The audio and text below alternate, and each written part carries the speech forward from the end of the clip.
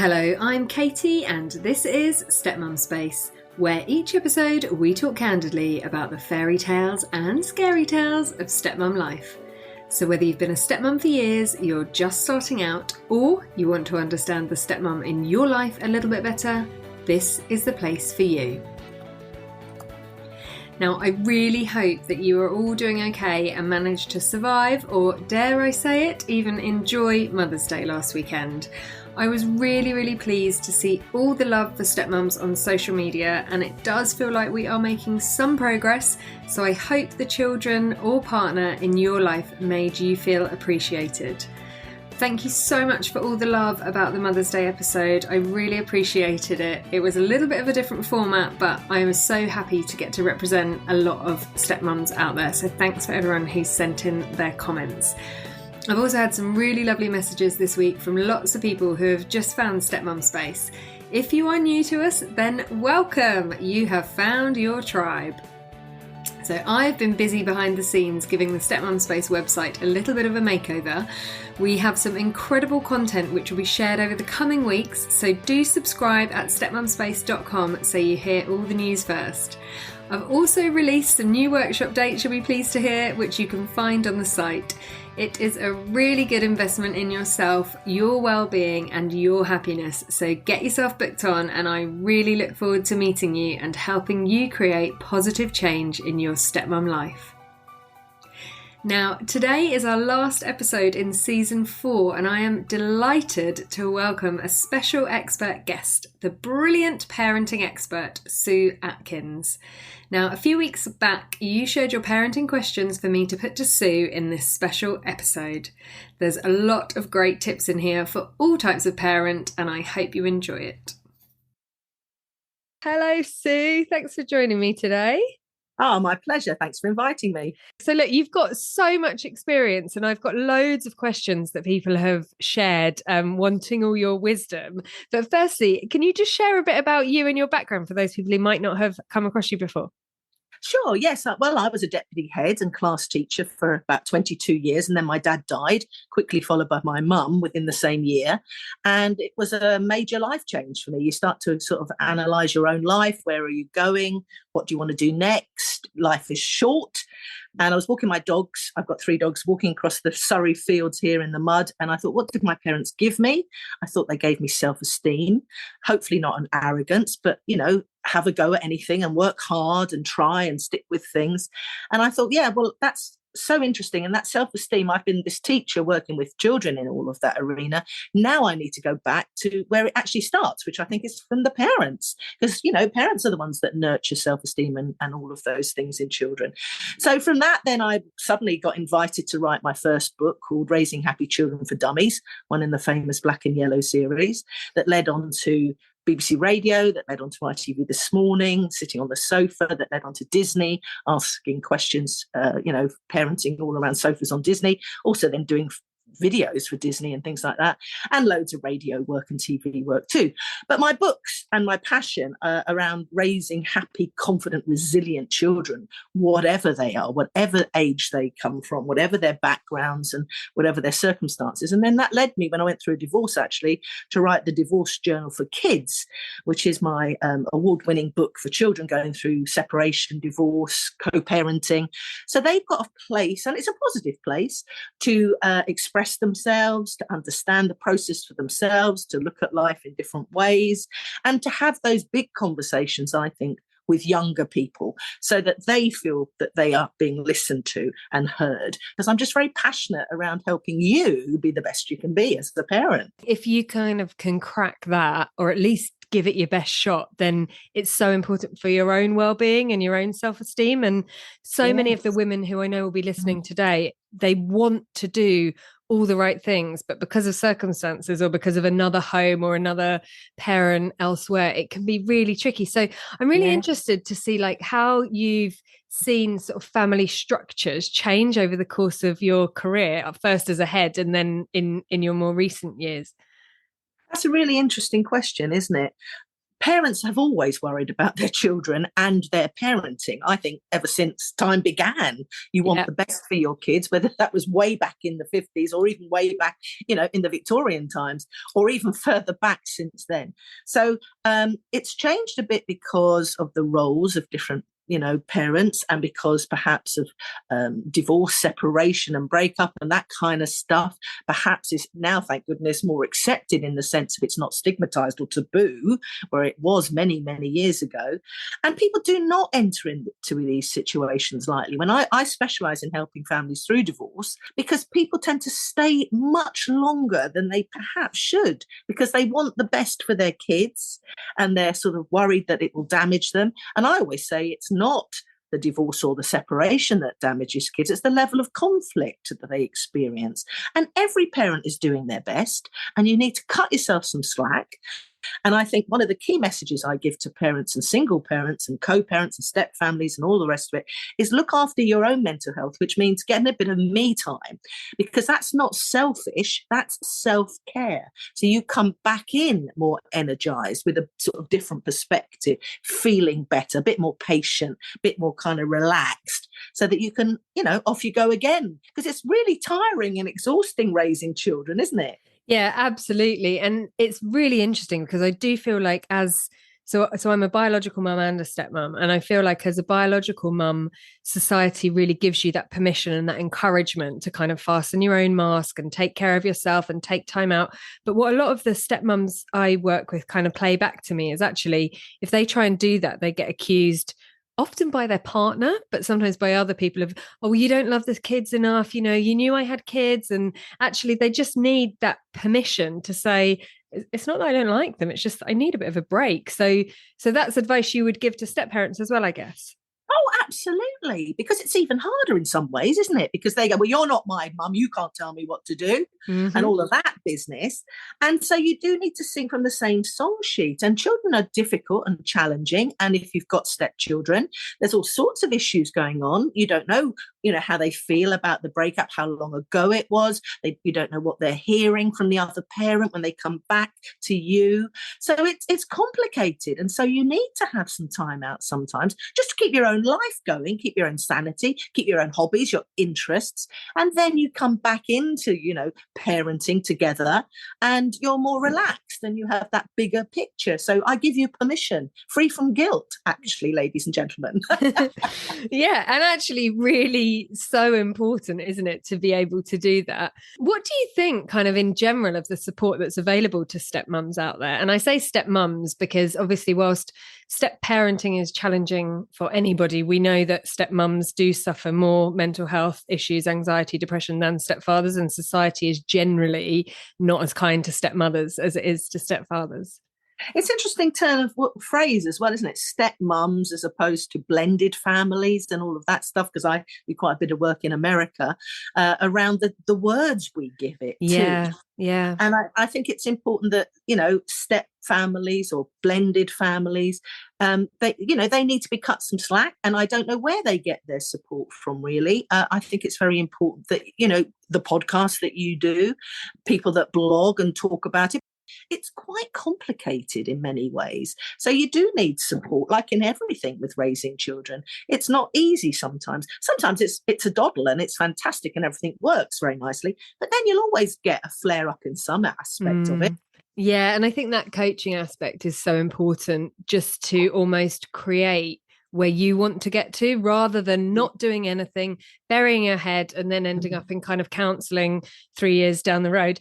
Speaking from experience, I should have looked a lot earlier for some external support before waiting until I was in a really, really tricky place. And I coach stepmums specifically, and they do tend to find actually having the space to work through what's going on with them in that sort of safe, non-judgmental space, but actually crafting where they want to get to rather than letting everything just happen to them is such a powerful thing. It's mindful, isn't it? And being what I call self-aware and awareness parenting. And that's whether you're a stepmother or, just parenting in general. We tend to not notice until it's all too late. What do you think? I'm going to ask you a question there. What would you have done differently? When did you start to notice it? What did you overlook? Good question. So I definitely going into it was naive. Mm. I knew there would be bumps on the road. I was already a mum, and I'd found that pretty straightforward. So I thought, because I loved kids and I got on with kids really well, I just thought it would be okay. Yes. And it wasn't. And I think I held myself responsible for it not being okay in the beginning. And when I look back, I think actually there are so many other things that I had zero control over or zero influence over that made it difficult. But I was trying to fix everything. So then, of course, when I couldn't fix everything, I was feeling like a failure, and I was feeling like, so it's a bit like therapy, this for me. It's feeling so sort of rejected, Mm. that it became really hard. So I think I would always say, as a piece of advice to people, like, don't make yourself responsible for fixing the family, solving the problems. Actually, it's the biological parents who need to do that bit. Biological mum has to give the kids But permission. isn't it together? A bit of everything. It's not just one or the other's responsibility. It Yeah. could be something that you come together to talk about. Why, I wonder, you thought it was your responsibility to fix it. I find that fascinating. Because it's not just you, is it? I mean, we want to do our best and you really want to gel and blend and get on together with everyone. But I wondered why you took that on to feel responsible. I think part of it's gender bias. Right, yes. And part of it's that. And then a lot of the research will show that because there's such a negative myth around stepmothers in particular, that you're so intent on dispelling that myth, that you go too far. So if my, this morning my two little ones were really quite annoying getting ready for school, and I found myself feeling really annoyed with them, but I didn't feel guilty about it because I was like, well, they are being annoying. I've asked them to put their shoes on 4 times and they haven't.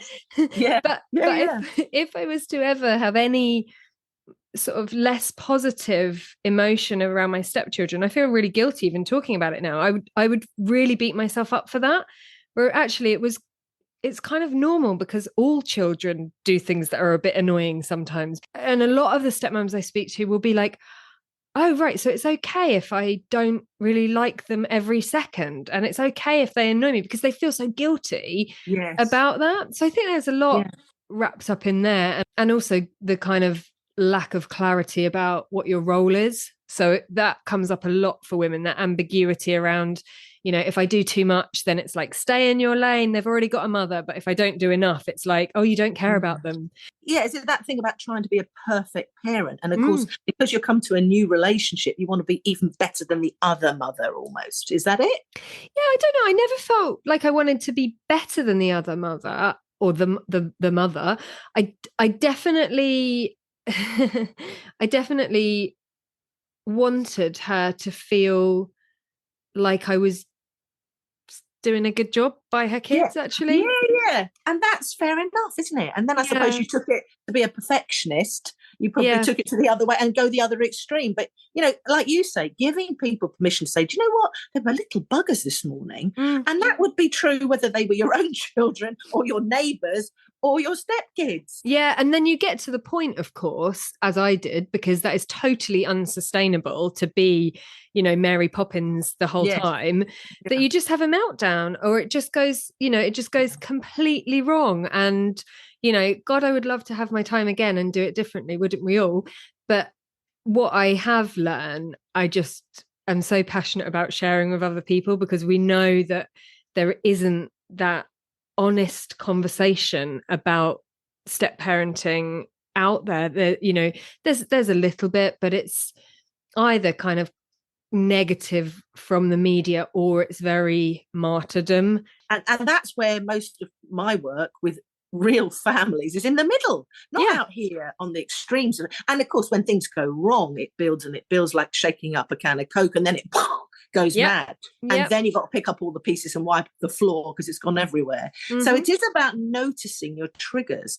And it's not weakness to ask for help or to discuss it, but you've got to pick your moments, I think, with your partner to talk about it. Don't do it when you're rushing out of the door and you're trying to get to work or something.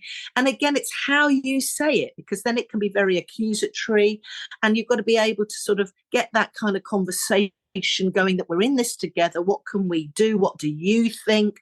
All of that body language, tone of voice, and those words that we use, because you are in it together to raise the kids, and they are difficult, challenging, as well as marvelous and exciting to be with them, and all the rest of it. So it's a whole jumble, isn't it, raising children? Completely. I just want to pick up on something you said then that was really interesting, which is about kind of noticing triggers. I asked our listeners for some questions, and obviously been inundated, so I'm not sure we'll get through all of them, but we'll give it a go. Somebody did actually write to me saying, there is a situation, this is around meal times, but I know from sort of speaking to other women that there are lots, but situation around meal times where her stepkids are, in this lady's words, really fussy eaters. So she'll cook a meal and they will sort of refuse it, and her husband will give in and just kind of make them something else, which really irritates her. Yeah. They've had the conversation, and the husband's saying, well, I'm not expecting you to do it, so I don't know why you're getting so annoyed about it. But she finds it really, really triggering, and it always erupts into her feeling pissed off with her husband and not wanting to be around them. Like, because she's being undermined, isn't she? Yeah. And giving in because he feels guilty is not the answer either. I write an awful lot around fussy eaters and where that comes from and how you can get rid of it. You add in the mixture of guilt, perhaps, or the different approaches, because mums and dads sometimes come to parenting not for singing from the same song sheet. And then, of course, you can understand the relationship then. I can really understand her getting really cross with that, because that's not her core value. Also, you're making a rod for your own back, because in the end, you'll have to cook 4 or 5 different meals every night for different members of the family. Yep. Good luck with that. So when she's noticing that in that moment and feeling like, and you can almost feel that kind of rage coming up inside you, how do you stop, to use your analogy, which I love, the kind of can of Coke from spilling over? How do you stop that?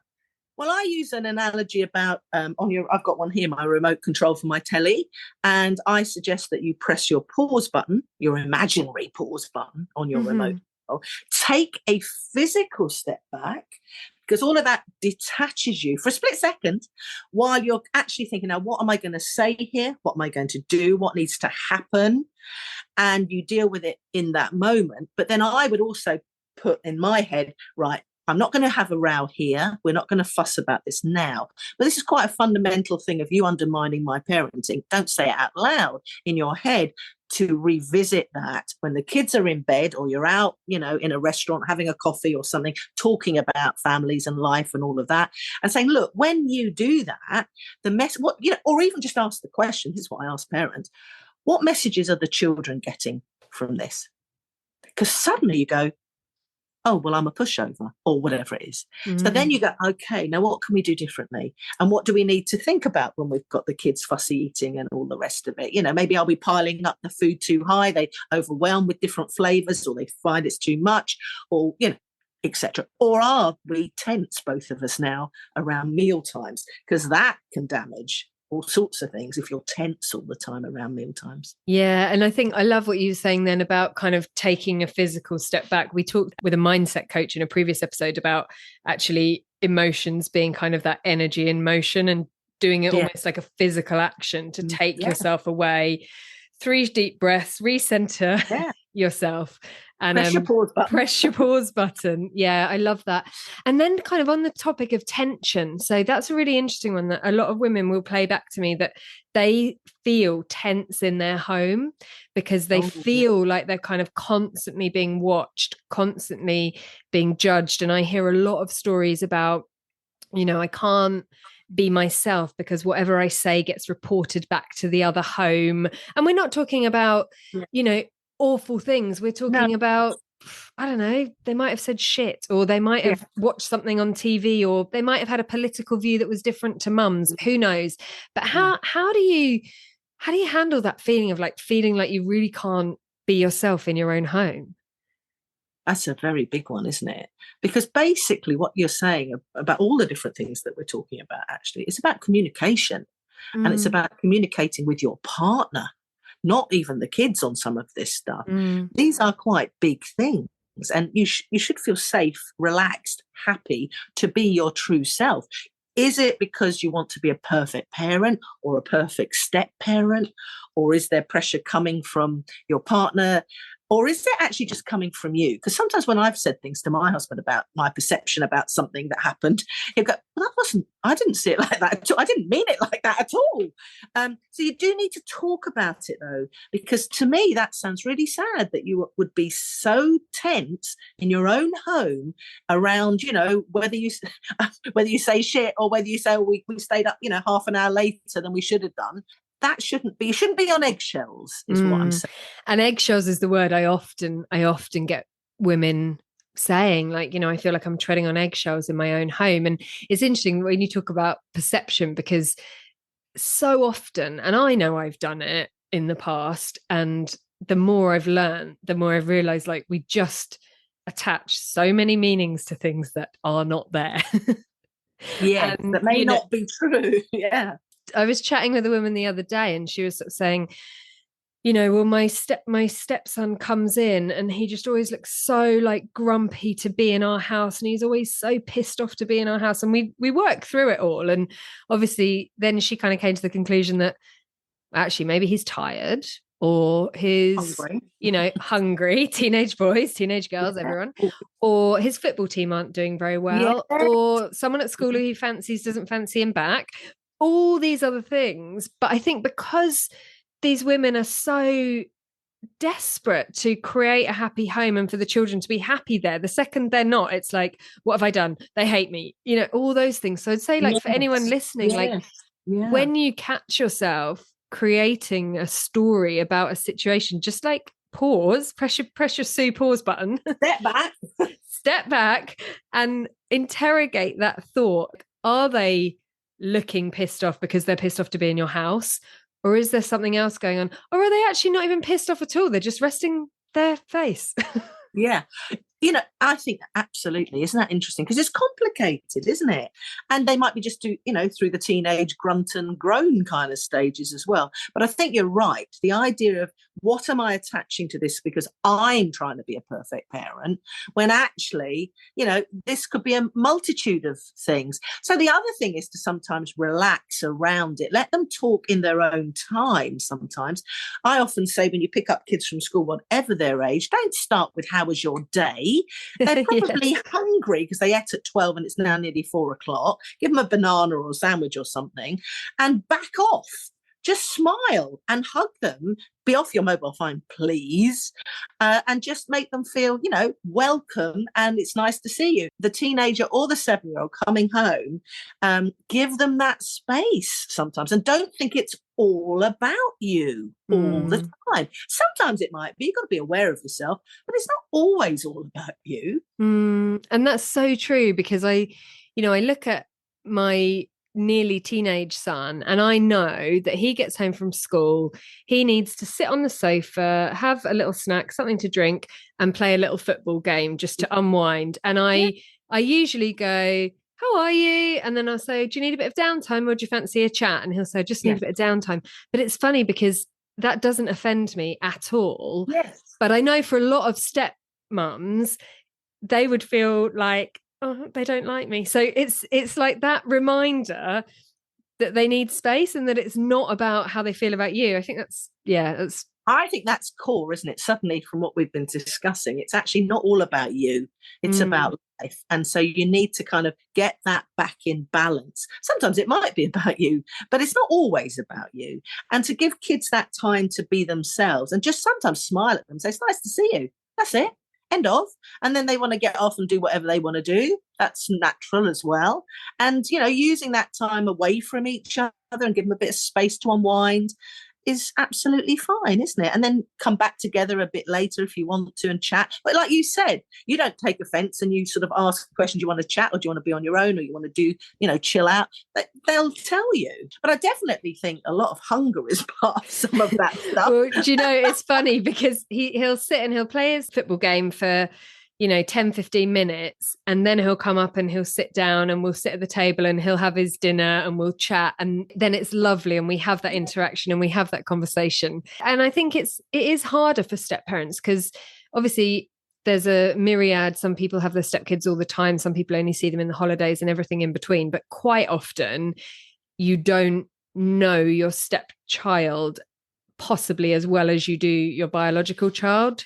So that's an interesting thing, because that's where I come in when I'm talking to parents like that as well, is, right, so create new interests or hobbies or moments. Do you go for hot chocolate when you're taking your other child swimming and you have that time with them? You don't have to do anything amazing. Like I used to do it with my own son, actually, driving up to football. Sometimes we talk deep and meaningful. Sometimes we talk about Chelsea because that was our team. Sometimes we listen to the radio. So I don't think I can talk to you anymore. We like Tottenham in our house. How are we going to get past this? Thank God it wasn't Arsenal. Oh, no. But there we are. But, create those moments for connection and with your stepchild. Don't force it. So many people force it. If you happen to be interested in gardening or, I don't know, whatever it is, I'm making it up, bring them on out, depending on their age, of course, but show an interest in what they're interested in. If you've got a teenager that's interested in a certain game or app or something, sit and ask them, not without being desperate, it's all about your tone, but it's like, why do you like that game? Can you show me how to do it? What are you doing? Tell me why. Tell me about that music. Why do you like that music? So you form your own connection. You can't force it, but you can let it. Slow burning casserole is the way I like to describe all of this. Don't blend it and it's instantly marvelous. Sometimes kids take time to warm up. They've had some difficult times in the past with relationships with their parents and they've seen arguments or something. So take your time, have the longer, bigger picture on it, and then be interested. Perhaps they like doing art and craft and you go off up to London or somewhere, wherever you live, and go to an exhibition. I don't know. But find those moments of connection, nurture them, water them like you do a plant. Don't water the weeds, water the plants so that you blossom and bloom and grow together over time. Slow the whole process down a bit. I love that. And I mean, you've just shared one of the reasons why I don't connect with the word blended, because I feel it's too final, it's too perfect, it's an end state. Whereas I really love the idea of don't water the weeds, water the flowers, and just kind of let them grow in their own time. I think that's just so important. So look, I've got a few questions which came in, which I wondered if I could ask you. So regarding teenagers, there's a question around and you touched on mobile phones earlier, but how do you give young teenagers, sort of 13, 14, 15, privacy, but also sort of keep an eye on what they're up to online? Well, it's balance, not banning. It's, again, back to communication, talking and teaching, but not sledgehammering and being all kind of, top down on it. It is guiding them around the dangers, talking about them, because they need to know about some of this stuff. I had a client come to see me. I knew the child actually from years ago, and he'd gone by accident onto a porn site or something, and it terrified him and frightened him. He felt very naughty and he felt guilty and he didn't understand it and all the rest of it. So we do need to talk and teach children about some of it. Now, of course, they won't see that and they don't want to, but you can talk to teenagers also about body image and about bullying and anorexia and all these big topics that come up. And I think if you're relaxed around it and open to talking about these things, then you build the relationship again around that. Technology is a big problem for some people. But I think really you've got to guide them, and you can't just put your head in the sand. I mean, the next one up now is artificial intelligence and all of that side of things. But yeah, phones, they're, technology generally, it's marvelous, but it needs boundaries around it, just like you would put boundaries around going to the park.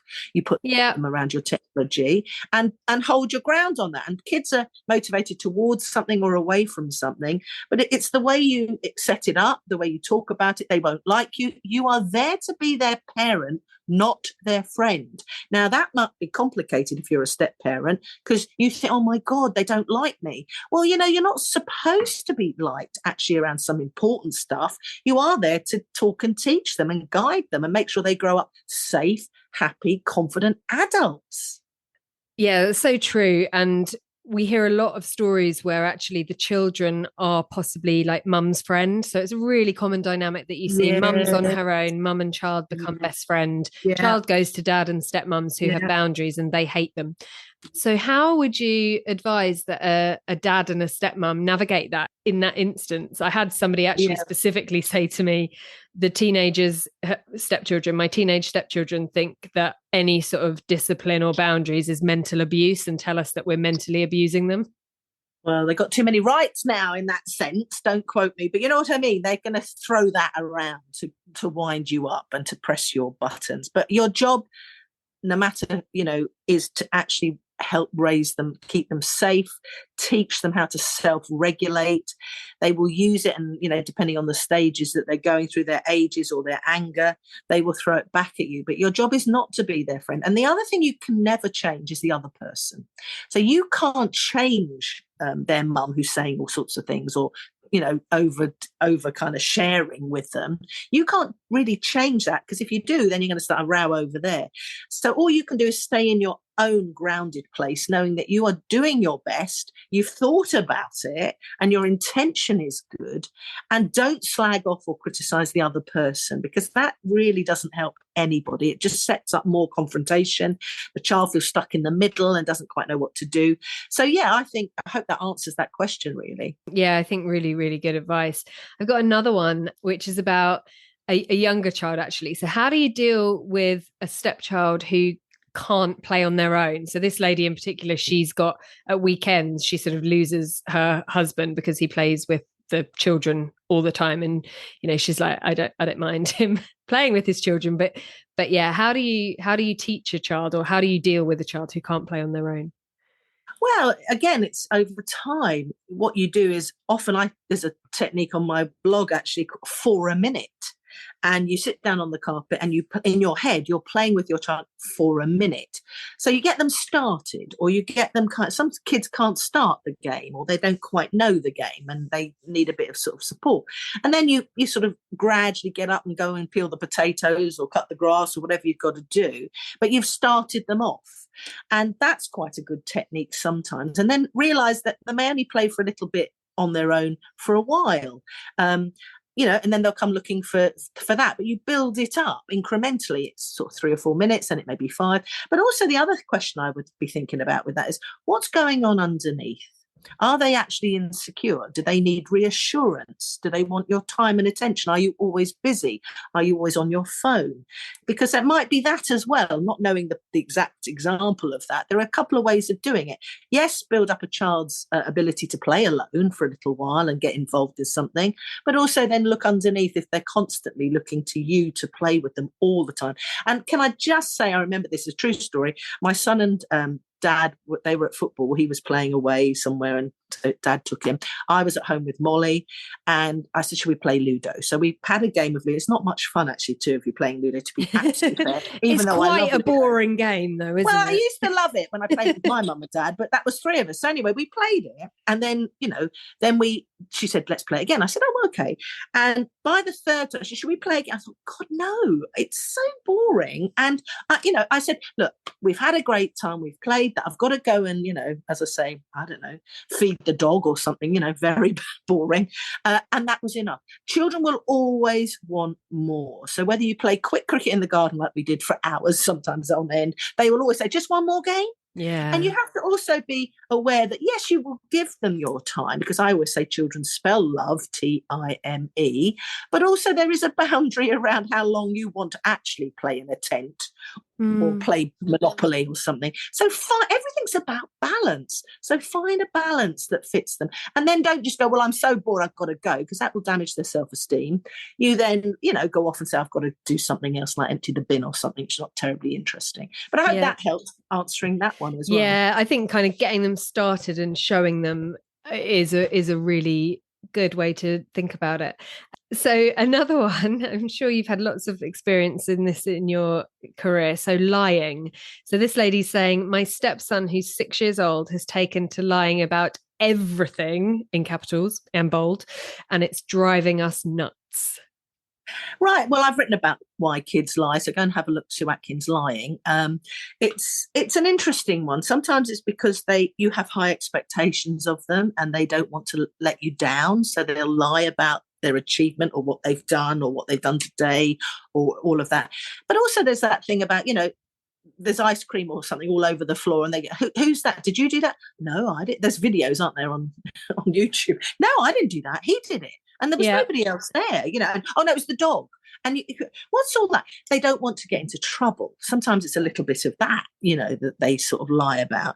Also, someone said to me about make-believe friend, is that lying? Because they're talking about this make-believe friend all the time that's playing with them, doing stuff with them. That's a phase as well. And there's nothing wrong with that. That's just an active imagination. But, again, I don't know all the circumstances, but you do, the person that's asked the question. Just pause to ponder when you're washing up or driving in your car. What's underneath this? What's causing this? Is it something we are created or we've created around it, or is it just a phase, or is the child seeking attention from you because you've been busy or stressed or upset or something? So look at the core reason. Always try and get to the bottom, the root of what's the cause, and you'll find it if you give yourself just a bit of time to think about it, and then you can address it.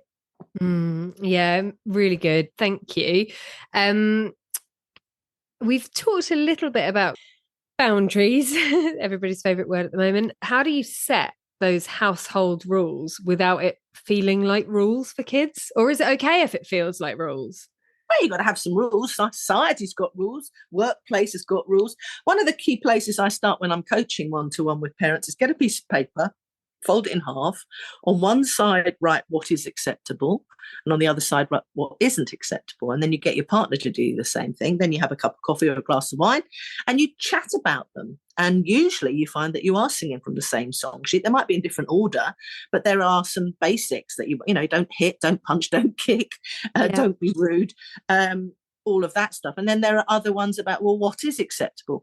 And also what we tend to do is notice when kids get things wrong. For this week only, if nothing else, if you listen to this podcast, focus on what your kids get right and tell them, because that is just, they blossom. When you do that, they bloom. And actually, if they could overhear you talking to Granny or somebody else on the phone about how marvellous they are, they're so kind, they work so hard on their homework, they tidied up their toys, I don't know, whatever it might be. My goodness, you watch the child's self-esteem grow. And because kids want to please you intrinsically, they want you to like them, they want you to love them just like you want to love them. And so look for the good in them and praise them and encourage them, because often a discouraged child get sort of naughty in that sense of the word, because they feel discouraged. So encourage them, and I think that will help with some of those things. Yeah, and I'm actually going to pick your brain on a bit of advice for something something I'm going through with my 6-year-old at the moment, in that I'm a big fan of giving praise and all of that stuff, and he has so many beautiful qualities and will often come home with a little note saying how kind he's been, or how he's just a lovely little boy. So he gets a lot of praise from everybody around him. However, when he's doing something that's not so good, and it's not terrible stuff, it was this morning it was just dancing. He wanted to dance and he didn't want to put his school uniform on, and I'm looking at this kid with all this joy dancing, thinking, what a wonderful feeling to have to be dancing on a Thursday morning before school, but also looking at my watch thinking, well, shit, I need to get him out the door or we're going to be late. So I, politely go, oh, wonderful dancing. Come on, let's dance your way into your school uniform. And obviously he doesn't. And then I kind of go, right, come on, darling, we really need to get ready. And then I have to sort of get a bit firmer. And then he gets really upset and says to me, I just feel like you think I'm so naughty. And then, of course, I feel like the worst parent in the world. And you can't be positive about them all the time, right? No, of course not. It's not realistic, is it? Come on. So the other thing I would be saying, because I always think, listen to what they say to you. Most parents don't really hear, because I always go, well, what's underneath that then? So then you don't have to beat yourself up. This is awareness parenting. You want to be a little bit better than you were last week. That's all. So you go, now I wonder why he thinks that. So you actually, maybe you're going to be late. I don't know if it's the right time. Or you come back later when the iron is cold and you just go, or when you're cuddling up reading a story or something at bedtime, say, well, what do you mean about that I'm always on to you and that, I'm a naughty or bad or whatever it is?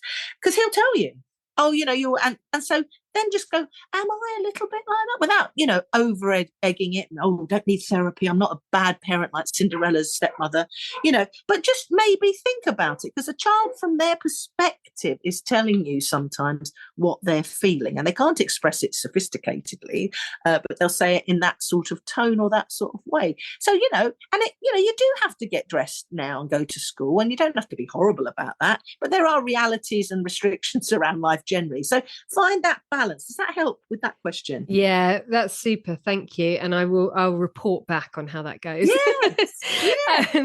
So there's another one that's come in about younger children, in this case 4, in the bed at night, in the parents' bed at night. Yeah, and this lady was sort of saying, actually, I feel irritated because it wakes us up and then we get a bad night's sleep, but also I feel uncomfortable because it's not my child and I don't feel comfortable being in a bed with them. So obviously the primary issue is like, how do you stop the kids coming in your bed at night? Oh God, if I had £1 for every time people ask me that, I'd have a pair of Jimmy shoe sandals or something. It's very common. Some parents like it, some parents don't. Sometimes it's convenient because they're going through a phase. You think, oh my God, we've all got to get some kit because we haven't had sleep for 3 nights. Kids prefer it. In cultures away from the UK, that's perfectly normal to co-sleep with kids right up, till 8 and stuff like that. Cultures are different. It's all about what feels comfortable for you.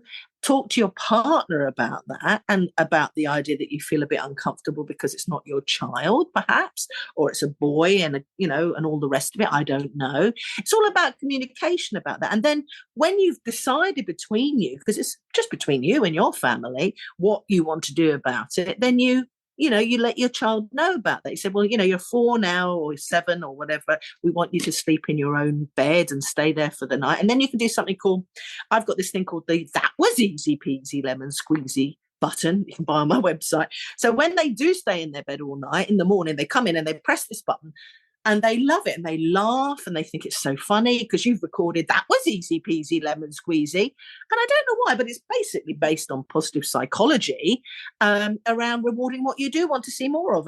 And be firm, fair, consistent. And let's face it, they don't always stay in their bed the first night that you do it because they're testing you out.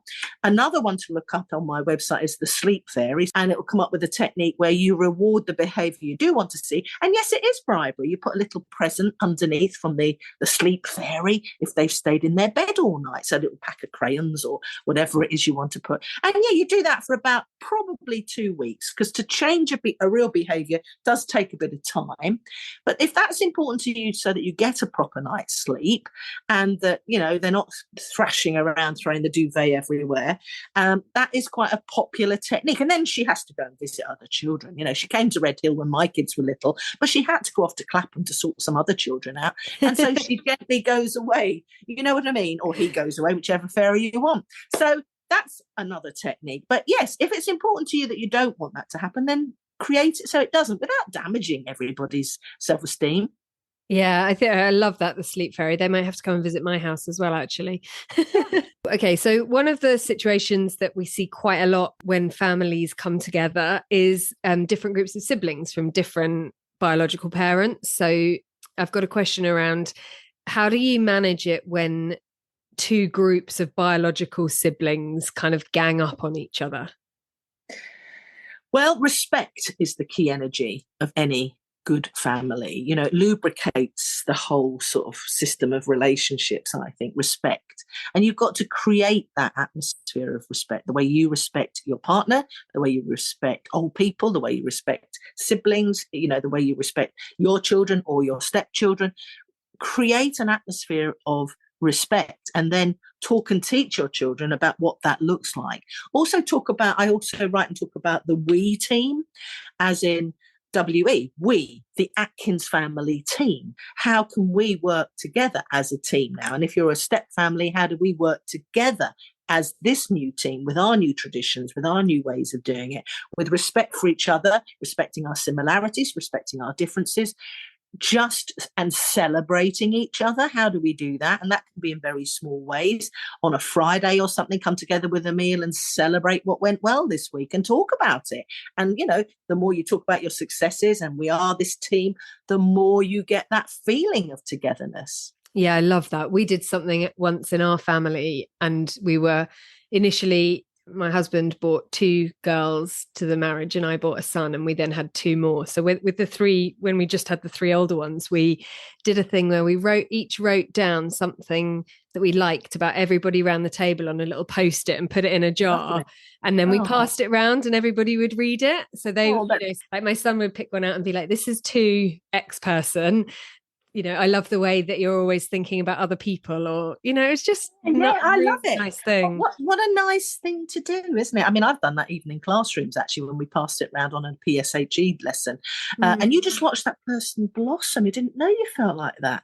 And that's such a positive, lovely thing to do, and quite simple. Just takes a bit of thinking about, that's all. There'll be women listening, I know, who'll be thinking, I can't think of anything nice to say. I think it really helps you go, there's something good in everybody. Like, actually, What is there? Well, I do it with parents that I work with now. I call I am special because. And it's so powerful when people come and work with me, and we were sitting around this table. I can see the family, and it was, the teenage son was having trouble. He was angry with, the dad and all of that. And he was coming at it a bit heavy-handed and things. So, they had to face each other and say, you are special because. And it was a bit awkward to start with because, oh God, And then to hear the father say why the son was special. And it came from such a wonderful place that no one kind of knew. I kind of got tearful because it was so powerful. And the son, you could see him thinking, God, I didn't know he thought that about me. And then as we went round the table with the mum and the dad and the sister and all that, and then the son had to say to the dad, this was particularly what we were working on. I mean, it works all the way around the family. But then the teenage son, saying to the father what he loved, admired and respected. There were the 3 things, love, respect and admire. And it's so powerful. So it really built a bridge, whereas there'd been a wall between them. So then they were building these bridges, which I thought was fantastic. So anything like that, if you want to try something like that, it's very powerful. And around respect is actually the theme of the next question. So how can step parents help the stepchild know that they're not trying to steal their parent, but actually you do still have to respect the step parent? Talk about it. Talk about relationships. Talk about that. People don't sort of talk to kids. They think they're going to catch the atmosphere or catch the moment you want to pass on or the value. You have to talk about it. You set it up in your head to even at small moments. And of course, there's never one big conversation about sex or step parenting or, drugs. You never have one big conversation. You have lots of little ones. So the same thing comes when you're talking like that. You have lots of little conversations and raise the topic of it. You have these regular little conversations where you're passing on stuff, but not all in one go. Yeah. And the idea of having the little and often, almost, I was thinking while you were talking, underlines so much of what we're talking about, how to improve things in your step family life, how to improve that relationship with your child. You spoke earlier about find a little hobby that you both enjoy, or find something that you both enjoy together. And I know, I remember my elder stepdaughter when she was younger, and we were both finding things hard. I think that's fair to say. I felt quite anxious a lot of the time, and I worked out if I went outside and did gardening, it just sort of calmed me down a bit, and I was just, and then they could have time with their dad and I was off doing something that was good for me, and she would come out and kind of be like, oh, can I help you? And just that, and we would sit and plant some plants together and have a little chat about school, but it was nothing heavy. So that little and often thing, I think, so important. And doing other things rather than the big conversation, looking at each other. all that, let's have a heavy conversation. No, let's just plant some seeds or something and we're chatting. Let's just drive and, oh yeah, that's interesting, but I'm not looking at you too intensely and embarrassing you, certainly as you're a teenager. So yeah, just, go with the moments. And sometimes they become quite magical when you didn't even think they were. Yeah, that's so true. And that's when you get those moments where you just think, oh, this is why I'm doing it. This is why you met this wonderful, wonderful man. And in most cases, you did not see what was coming. You did not know what you were getting into. And it's so hard. So when you find those moments, kind of hang on to them. And I absolutely loved what you said earlier about just be a little bit better than you were last week. Yeah, so we're only doing our best, and none of us have done it before, really. So just that's what I like about it, though. Just be a little bit better than you were last week, and be mindful, and don't beat yourself up if you have a bad day. We all do. My own mum said to me once when I was kind of stressing out about not being a good parent or a good step parent, and she just said to me, "There's no such thing as a perfect parent, but there's a million ways to be a good one." There you go. I say something similar. There's a poster that goes around that. There's no such thing as a perfect parent, just be a real one. Yeah. So, that's all you can be, and do your best. And if you get it wrong, okay, I got it wrong. And sometimes say that. I'm really sorry, I got that wrong. I shouldn't have said that. And, forgiveness and your role modeling when you make mistakes, how to make it better. There's all sorts of things you're learning from raising the kids as well. And as my dad said to me once, and I was astounded by this because I thought my dad knew everything. He said, "But Sue, I've never done this before." Yeah. Yeah. So true. And that permission to fail, as thank God society has moved on and accept that mothers make mistakes. But I do still feel that in the main, we're not there with accepting stepmums making mistakes. It does feel like a kind of harsher punishment from society, and also a harsher judgment, possibly, for all sorts of reasons, which I'm sure we could explore for hours. Why this podcast is really valuable then, isn't it? Because it's getting rid of those myths and trying to make a small change, because it just takes time to make change. And by doing this kind of stuff, that's making the change. But it is just about, like you say, like having that space to go, do you know what? We're all human. Sometimes we make massive muck-ups. Sometimes we do things pretty well. That's okay. Learn from it. Move on. Being human. It's just called being human, isn't it? Yeah, exactly. Well, look, Sue, thank you so much for your time today. I've loved chatting to you. The time has just flown. So really appreciate your time, and thank you so much for all that you have brought. Thank you for having me. It was a pleasure chatting to you. We talk all day, actually. I know. Wasn't Sue brilliant? I loved all her tips and wisdom, and from personal experience, I can confirm that the sleep fairy works like a charm. It took 4 nights and 4 little gifts from Poundland, and we were done. Sleep Fairy headed to my friend's house to see her daughter, and my husband and I now sleep in peace for the most part. Absolutely game-changing. So Sue, a personal thank you from me. Thank you also to all of you who have reviewed the podcast and shared it on your socials. I really, really do appreciate all the social media shares, and to those of you who rate and review and tell all your friends or spread the word about Stepmum Space, it means the absolute world to me. And it means the world to those women who find us and realise that everything they feel is normal. So if you haven't already, then please do rate or review the podcast wherever you're listening, and don't forget to spread the word by sharing on your socials. If you're in need of some support yourself, please do take a look at the one-to-one coaching packages or sign up to one of our workshops at stepmumspace.com, where you'll also get to meet other women in the same boat. This is the last episode in season 4, so to keep up to date with everything that's going on at Stepmum Space HQ, do subscribe on the website or follow us on the socials at Stepmum Space. We'll be back in a few weeks with season 5, so hit subscribe on your podcast app to be notified when the new season launches. Till then, an enormous thank you from me. Your support means the absolute world, and I am so, so grateful to each and every one of you who contributes to making the Stepmum Space the community it is. Sending you lots of love, and see you in a few weeks. Bye for now.